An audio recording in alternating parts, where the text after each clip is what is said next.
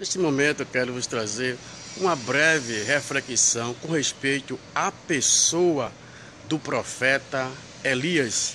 Quem era o profeta Elias? Segundo a Bíblia, conforme escreveu São Tiago, capítulo 5, versículos 17 e 18, diz que o profeta Elias era homem sujeito aos mesmos sentimentos, às mesmas paixões como qualquer um do ser humano. No entanto, havia uma diferença nesse profeta, que ele confiava em Deus, ele confiava na palavra de Deus. Israel estava distante de Deus no reinado de Acabe e Jezabel, e Deus mandou que ele fosse a Acabe dizer que não iria chover por um determinado tempo. E isto aconteceu. Não houve chuva em Israel durante 3 anos e meio, como ele diz neste versículo 17 e 18, o apóstolo São Tiago diz que por 3 anos e meio não houve chuva.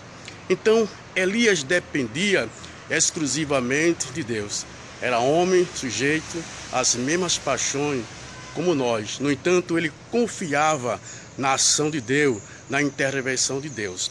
Então ele profetizou que não iria haver chuva por um determinado tempo. No entanto, Deus providenciou meios para que este profeta sobrevivesse durante este tempo de seca. Então ele desceu a Ribeiro Queriate, e lá tinha um rio, e ele bebia da água daquele ribeiro, e Deus ordenou um corvo que pela manhã e que pela noite trouxesse pão e carne.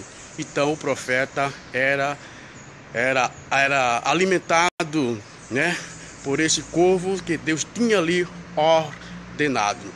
Mas aconteceu que aquele ribeiro secou. Então Deus mandou que o profeta fosse à cidade, porque ele tinha preparado lá uma viúva que iria lhe sustentar.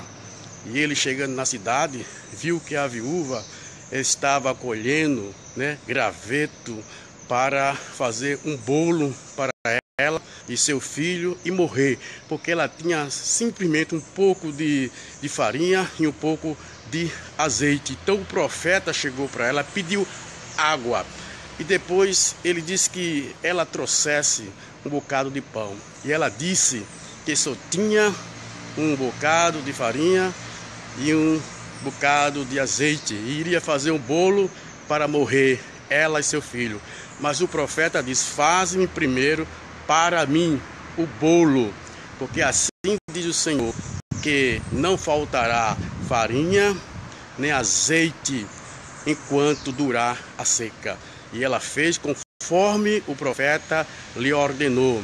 E Deus providenciou para aquela viúva, a farinha não faltou e o azeite não faltou. Então chegou o tempo de Deus mandar chuva, E segundo a Bíblia mostra que Elias chegou para Acabe novamente e disse para ele, depois daquele desafio, que Elias fez com os profetas de Baal, quem era o verdadeiro Deus. E Elias fez aquele altar, invocou o nome do Senhor, e Deus respondeu à oração do profeta Elias com fogo que veio do céu e consumiu todo o holocausto, e o nome do Senhor foi glorificado. Então Elias chegou para Acabe e disse: aparelha o teu carro e vai para casa, porque eu ouço ruído de muita chuva. E Elias foi ao Monte Carmelo orar, e a Bíblia diz que ele pôs de joelho com seu rosto em terra, e mandou que o seu moço fosse olhar se tinha algum sinal no céu. E o moço veio e disse: não tem nem um sinal. Então Elias disse: vai 7 vezes. E Elias insistiu, persistiu em oração. E na 7ª vez que o moço foi olhar e viu uma nuvem como uma mão, e voltou para o profeta e disse, então o profeta disse: vai e dize a Acabe que muita chuva virá. Então aí nós vemos um profeta que era sujeito às nossas limitações, os nossos sentimentos, né? Ele entrou em um estado de depressão diante de uma ameaça de Jezabel, mas, no entanto, Deus usou este profeta quando ele dependia de Deus, confiava em Deus. E no capítulo 4, versículo 2 e B de São Tiago diz que muitos não recebem da parte de Deus porque não pedem. E quando pedes, pede mal para enganjares, para embanjares com os vossos prazeres. Então, não é toda oração que Deus atende. A oração deve ser com base na palavra de Deus e deve ser dentro da vontade de Deus, e que Deus seja glorificado com o resultado desta oração. Então é bom nós analisarmos o que nós estamos pedindo. Será que Deus será glorificado nisso que nós estamos pedindo? Porque se Deus não vai ser glorificado nisso que nós estamos pedindo, com certeza Ele não vai nos responder.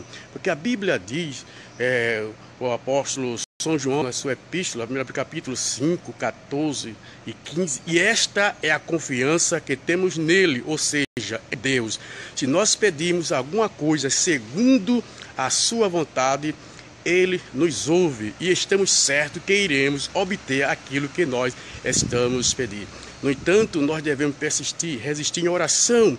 Foi isso que Jesus ensinou em São Lucas capítulo 18, com respeito àquela viúva que ela persistiu, não desistiu, até aquele juiz resolver o seu pedido. E Jesus também, em São Mateus capítulo 7, versículo 7, com respeito à oração, ele diz que nós devemos pedir, bater, buscar, porque quem pede, um dia há de ser respondido, quem bate, um dia a porta há de ser aberta, e quem procura, um dia vai achar. Então Jesus comparou a resistência, a persistência da oração dessa seguinte maneira.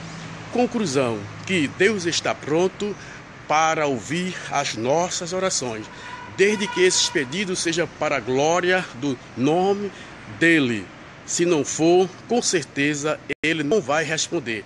Ele ouve todas as orações, mas as respostas vêm de acordo à sua soberana vontade. Que nós possamos analisar com respeito àquilo que nós estamos pedindo. Para quê? Por quê? Será que Deus vai ser glorificado? Se Deus vai ser glorificado, então persista até obter a resposta das suas orações. E com certeza Deus vai responder. E muitas vezes Ele não responde da maneira que nós estamos pedindo, mas com certeza Ele vai responder dentro da sua soberana vontade.